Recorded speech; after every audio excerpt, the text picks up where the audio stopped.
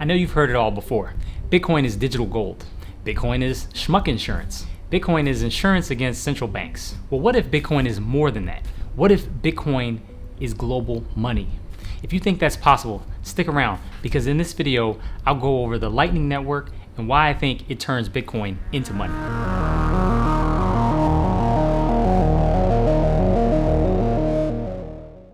I'm Corey, and on this channel, I help you decode technology and innovation to grow your wealth on the journey to financial independence. Okay, let's get into it. What is the Lightning Network? How does it work with the Bitcoin network? And what does this mean for your future? Stick around to the end of the video to see if you think Bitcoin is money. In my prior videos, I discussed Bitcoin and how it is the first digitally native store of value that acts like gold. In case you have not seen those videos, I'll include a playlist link later in the video and in the show notes so you can go back and check those videos out. For folks that like to skip ahead, I also have time codes in the comment section below.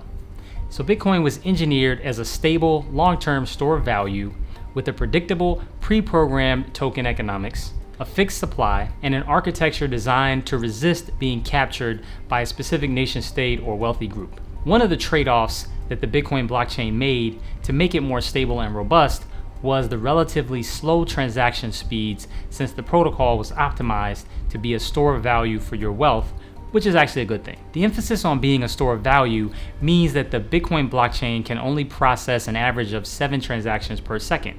While this is good for storing value, this speed is too slow to allow Bitcoin to actually scale. For a sense of scale, the Visa payment network, which is fully decentralized, handles about 1,700 transactions per second, which is about 243 times as many transactions per second as the Bitcoin network. In order to overcome this limitation, solutions were proposed that would allow the Bitcoin network to scale to reach a level of transactions that would allow it to be practical for everyday use. This concept has come to be known as Layer 2 scaling solution.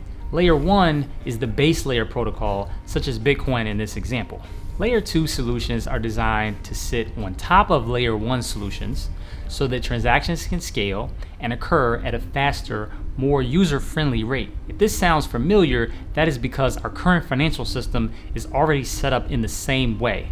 It's just that people don't use those same terms. For example, in recent history, gold can be thought of as an original Layer 1, and that was used by a majority of nations as money from Roman times up until around 1914, which marked the outbreak of World War I. This was also the time when nations could not keep balanced budgets because they actually needed inflation, which means they needed to print their currency to support the war effort. During this time, fiat or paper currencies were generally IOUs convertible into gold at preset rates in each nation. This was the 20th century version of a Layer 2 solution, fiat currency. And this fiat currency was backed by gold and convertible on demand at a bank into physical gold or sometimes even silver. Now, there's a lot of history that occurred at a quickening pace from 1914 through the post-World War II period. This video will not go all into that. The high level, though, is that from 1946 to 1971, the world operated on the Bretton Woods system, which was a modified gold standard, meaning that most nations settled debts in US dollars after World War II. But the US government promised to redeem those central banks holding US dollars for gold at a fixed rate of $35 per ounce of gold. This was the 20th century Layer 2 solution, with gold as the base and the US dollar as Layer 2.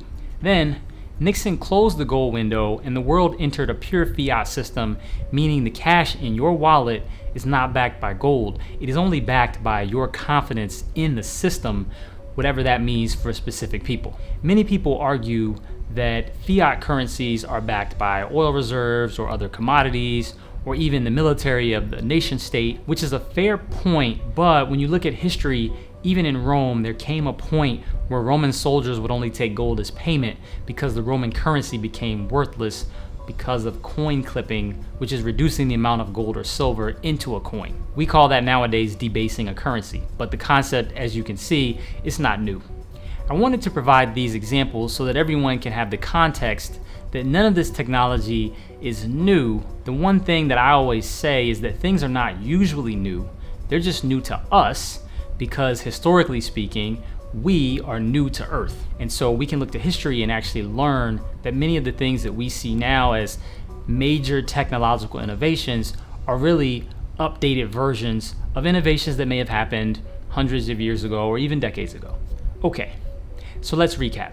We've established that gold and sometimes silver was the historical layer 1 technology. Next, layer 2, which was paper currencies convertible into gold or silver. Finally, we have our current financial system, which is just paper that's backed by confidence and the military around the world.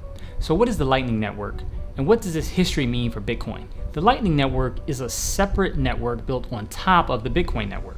If Bitcoin is like gold throughout history, the Lightning Network is the layer 2 solution that allows Bitcoin to be broadly used. From an everyday standpoint, you do not have to use the Lightning Network, and most people today that hold or trade Bitcoin are not using the Lightning Network, but that network is growing, and you will be hearing more about it as time goes on because of its speed, increased privacy potentially, and low transaction costs. The Lightning Network is designed for users that will make a series of payments on the Bitcoin network, or users that anticipate multiple transactions like a merchant with customers, such as a McDonald's or Amazon, or a family sending remittance to other family members across borders. The reason it would not make sense to use the Lightning Network on a one-off basis is because you will have to set up at least one channel, and this channel will cost you a fee in Bitcoin, and each channel you set up subsequently will also cost you a fee in Bitcoin, and the fee will be based on how large you want that channel to be. For example, if a government or a merchant wanted to open a channel with billions of dollars worth of Bitcoin versus you or me as private citizens, the fee would be drastically different. Hence, the Lightning Network is most appealing today if you intend to make multiple payments or receive payments, since it does not really help with lowering fees on a single payment basis. The kicker is that once you've set up the Lightning Network and your channel, you can make payments to single merchants and every other merchant and individual on the Lightning Network globally. For example, McDonald's or Starbucks can open channels on the Lightning Network to allow customers to buy meals, coffee with Bitcoin, but a multinational corporation could also set up a channel between their headquarters and a local subsidiary around the world.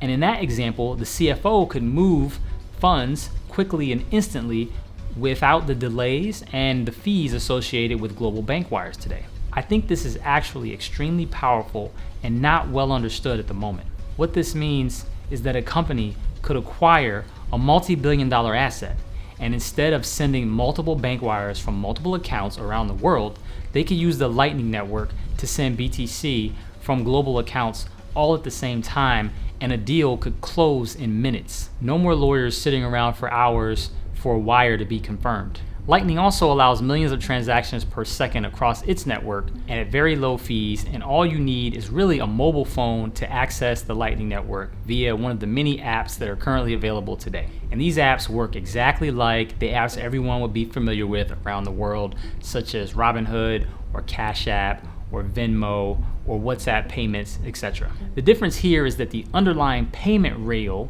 is actually the Bitcoin network. It's not Visa or MasterCard. This is actually pretty revolutionary, and to be fair, the largest rollout that we've seen today is actually in the nation of El Salvador, which is a small nation of about 6 million people. However, what critics miss is the broader picture. Because of the rollout of the Lightning Network through a local wallet in El Salvador called the Chivo wallet, citizens can download the wallet, which is built on the Lightning Network, and they can now access global remittance from the US to El Salvador or from any other country to another country without having to deal with bank fees, transfer fees, different nation-state border requirements. Funds can actually move immediately from person to person.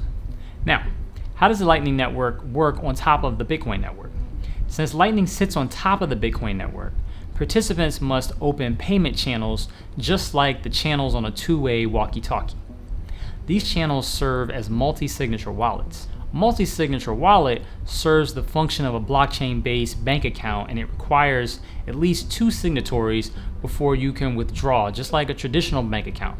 Hence the name multi-signature wallet. Let me know if you want me to do a breakdown on multi-signature wallets in the comments below. Once the payment channel is open and the transaction cost is paid, Alice and Bob can send each other any amounts of Bitcoin that they want without having to settle the transaction on the main Bitcoin blockchain, meaning that each transaction costs only a small fraction of a traditional Bitcoin transaction or even nothing at all. Only when a channel is opened or closed is a Bitcoin transaction actually recorded onto the Bitcoin blockchain. Once the payment channel is open and the transaction cost is paid, Alice and Bob can send each other any amounts of Bitcoin that they want without having to settle the transaction on the Bitcoin blockchain. This means that the transaction costs that Alice and Bob will incur will only be a fraction of what they normally would be if they settled them directly on the Bitcoin blockchain. The additional benefit of the Lightning Network is that because the transactions happen at the layer 2 as opposed to directly on the Bitcoin blockchain, the transactions do not risk clogging up the main Bitcoin network, as well as incurring the high fees. But the parties can at a later time actually settle those transactions and they get recorded on the Bitcoin blockchain. First, a big thank you if you stuck around this far. Do me a favor and smash that like button. Now, the Lightning Network as an idea goes back to 2015 to 2016 timeframe, but today it is no longer theoretical. It is live and operating every day in the world. So the largest use case that we currently know of is in the nation of El Salvador, in which the entire nation is de facto on the Lightning Network. This means that you could pay taxes in Bitcoin, you could buy coffee at Starbucks, you could buy pizza, your daily life you can interact on the Bitcoin network using Lightning as your layer 2 solution to make it practical on a day-to-day basis. One interesting thing that I've recently learned is that McDonald's actually standardizes their point of sale machines, so when you're at a checkout anywhere in the world, and theoretically McDonald's could turn on that Lightning functionality that currently only exists in El Salvador in your neighborhood. Let me know in the comments below if you think that would be interesting or not, if one day you go to the store and your store actually allows you to use QR to purchase something with Bitcoin on the Lightning Network.